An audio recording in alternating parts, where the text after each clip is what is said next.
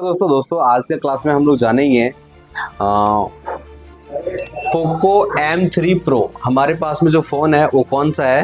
Poco M3 Pro 5G phone है। और आज इस फ़ोन में हम लोग जानेंगे LCD ग्राफिक सेक्शन से रिलेटेड। जैसे कि ग्राफिक सेक्शन बहुत बार क्या होता है, हमारे फ़ोन का डिस्प्ले में वाइट डिस्प्ले आता है, ग्राफिक्स नहीं आता है, ब्लैक एंड वाइट दिखता है, कभी कभार फोटो या इमेज उल्टा दिखाई देता है, आधा डिस्प्ले में ग्राफिक दिखता है आधा में नहीं दिखता है। तो ये सारे प्रॉब्लम जो होता है वो हमारा ग्राफिक सेक्शन से प्रॉब्लम होता है।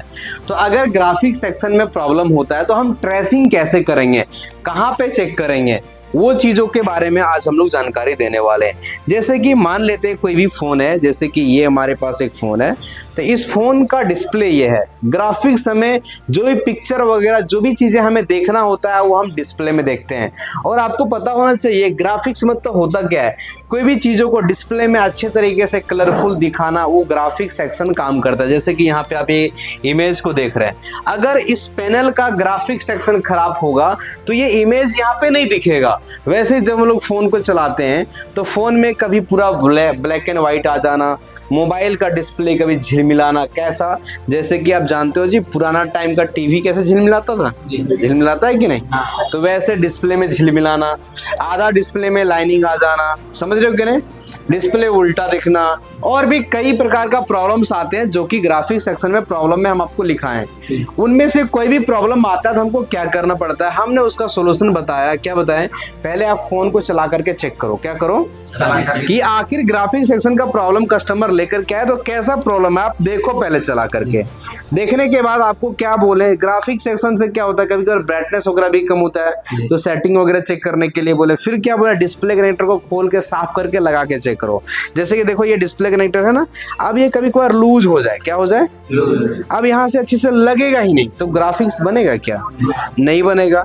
डिस्प्ले कनेक्टर को खोलेंगे, साफ करेंगे, क्लीन करेंगे और फिर से लगाएंगे। अगर ये करने के बाद भी ना काम करे तो हो सकता है काफी समय में क्या होता है, डिस्प्ले भी खराब हो जाता है। क्या होता है? डिस्प्ले खराब, क्योंकि डिस्प्ले का जो नीचे पत्ता होता है वो भी खराब होने से ग्राफिक्स अच्छे से नहीं आता है। तो हम लोग क्या करेंगे, डिस्प्ले को चेंज करके देखेंगे। क्या करेंगे?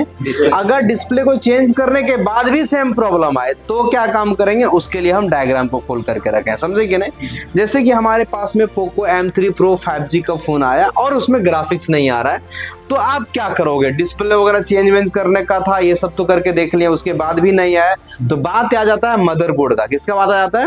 मदरबोर्ड में ट्रेसिंग का। किसका आता है? कि मदरबोर्ड में हम ट्रेसिंग कैसे करेंगे, कहां से शुरू करेंगे, समझ रहे हो कि नहीं? तो देखो, जब आप नए रहोगे ना, जब आप नए अभी सीख रहे हो, क्या कर रहे हो, तो अभी आपके पास कोई एक्सटर्नल नॉलेज नहीं है, तो उस समय आपको सपोर्ट लेना पड़ेगा। क्या चीज? डायग्राम वगैरह का सपोर्ट लेना पड़ेगा, क्योंकि आपको इसमें जो कनेक्टर है, इसमें कौन सा कनेक्टर में क्या चीज का लाइन जा रहा है, ये आप कभी रिपेयर नहीं किए हो तो कोई जानकारी नहीं है। तो चलो यहाँ पे डायग्राम में आओगे और जब आप क्लिक करोगे ना, जैसे कि हम यहाँ पे डायग्राम को खोलें और क्लिक के यहाँ पे LCD PDF, तो हमारा देखो Poco M3 Pro 5G LCD PDF खुला कि नहीं?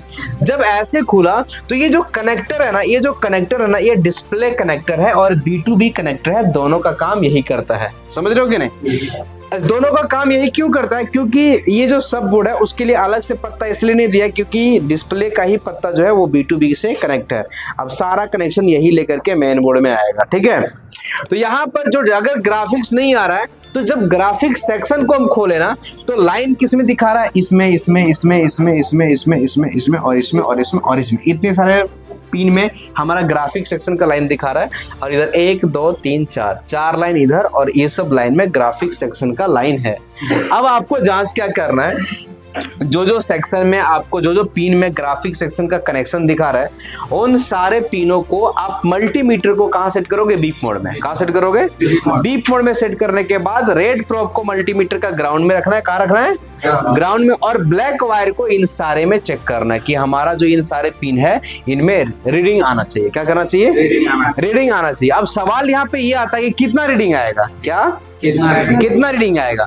तो उसको चेक करने के लिए आप चले जाओगे डायोड वैल्यू में और यहाँ पर आप देखोगे ये एलसीडी और B2B कनेक्टर का रीडिंग है। क्या है, अगर आपको चेक करना है कि ये वाले पिन में कितना रीडिंग आएगा तो यहाँ पर देख सकते हैं लिखा है OL, मतलब इसमें रीडिंग नहीं आएगा। इसमें कितना रीडिंग आएगा तो इसमें यहाँ पर देख सकते हैं 666 लिखा है। तो 666 लिखा है तो आपके मल्टीमीटर में 666 ही आए ये जरूरी नहीं, थोड़ा उसके आसपास, थोड़ा उससे आगे, थोड़ा उससे माइनस प्लस हो सकता है। उसी तरह से यहाँ पे आप देखोगे सभी का GR लिखा हुआ दिख रहा है, दिख रहा है कि नहीं।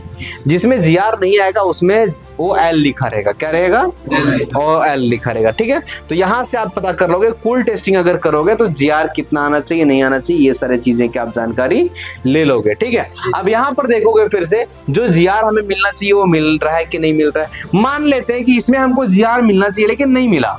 क्या हुआ, GR नहीं मिला।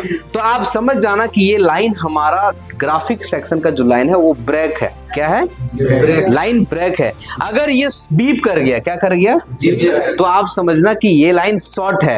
और आपको पता होना चाहिए जो लाइन ब्रेक रहता है तो हमारा वो सेक्शन काम नहीं करेगा, लाइन शॉर्टिंग भी रहेगा तब भी वो सेक्शन हमारा काम नहीं करेगा। ये आपको हमेशा ध्यान देना है।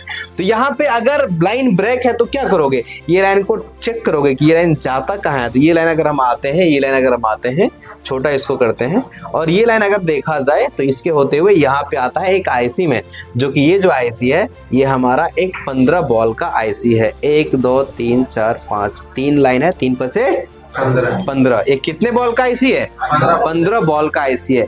इस आईसी का पूरा डाटा शीट हम कल आपको लिखवाएंगे।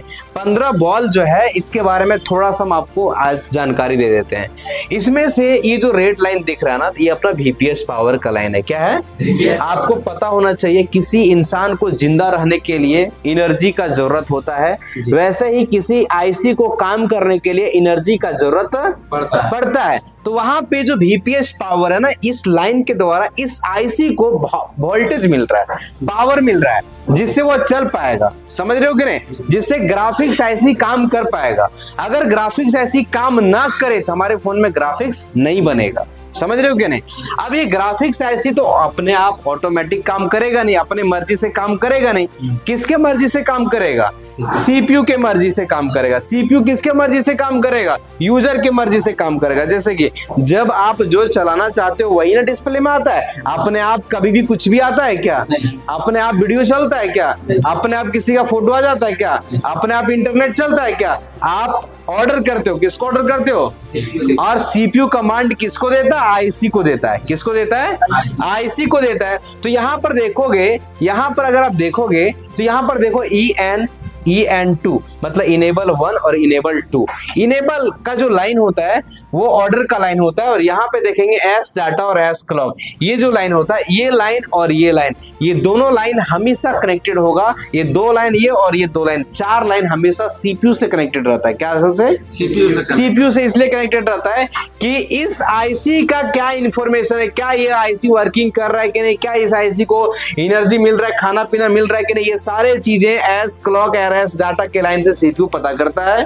उसके बाद इस आईसी को कब ऑर्डर देना है, नहीं देना है, वो सारे इनेबल के लाइन से देता है। बात को समझे कि नहीं। और ये जो 2 लाइन है वो कनेक्ट हो गया डिस्प्ले कनेक्टर में। क्यों, जो CPU इसको ऑर्डर दे रहा है वो यहां से सिग्नल को, आउटपुट सिग्नल को डिस्प्ले कनेक्टर में भेज रहा है, और डिस्प्ले कनेक्टर में जब हमारा सिग्नल जाता है तो हमारे डिस्प्ले में वो चीजें दिखाई देता है जी। क्या होता है, दिखाई देता है। मतलब यहाँ पे जो आपको देख रहे हैं ये लाइन चार्जिंग ऐसी में जाएगा, ये CPU में जाएगा, ये CPU में जाएगा, और ये डिस्प्ले कनेक्टर में जाएगा। अगर हम इसको छोटा करके दिखाने का प्रयास करते हैं तो थोड़ा सा आप देखेंगे तो यहाँ पर देखेंगे ये लाइन हमारा दोनों भाई साहब CPU में गया, और ये भी लाइन हमारा दोनों भाई साहब CPU में गया कि नहीं। ये लाइन भाई साहब हमारा कहाँ पे गया, चार्जिंग आईसी में, और हमारा ये जो दोनों लाइन है ये हमारा चला गया डिस्प्ले, देखो ये रहा और ये रहा डिस्प्ले कनेक्टर में। गया कि नहीं गया, समझ में आ रहा है कि नहीं।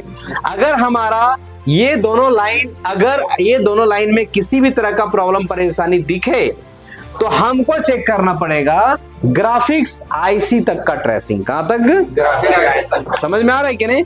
और ये जो लाइन आपको दिख रहा है, ये जो लाइन दिख रहा है, ये लाइन जो होता है वो हमारा MIPI सेक्शन से जुड़ा हुआ रहता है CPU में। कहाँ से? मतलब ये वाले जो लाइन है ये बहुत सारे ऐसे फोन रहेगा जिसमें जो यहाँ से निकलने के बाद ज्वाइंट कॉइल में जाएगा, उसके बाद सीपीयू में जाएगा। और बहुत सारे फोन ऐसे रहेंगे जिसमें ज्वाइंट कॉइल नहीं लगा रहेगा, तो इस कनेक्टर से निकलेगा और सीधा सीपीयू में जाएगा। कहाँ पे जाएगा? सीधा सीपीयू में जाएगा। तो अगर यहाँ से यहाँ तक का लाइन में अगर जीआर ना मिले, लाइन कहीं रास्ता में ब्रेक ना दिखे, तो हमें रिवॉल्व करना पड़ेगा सीपीयू को। किसको रिवॉल्व करना पड़ेगा? क्योंकि इन सारे लाइन का कनेक्टिविटी जो है वो है हमारा भाई साहब सीपीयू में। देखो यहां से निकला और सीधा कहीं है, कोई कंपोनेंट में कहीं जुड़ा है क्या? नहीं जुड़ा है। उसके बाद यहाँ पे आपको कुछ लाइन आपको दिखा, जैसे कि यहाँ पर दिखा ये वाली लाइन है ना।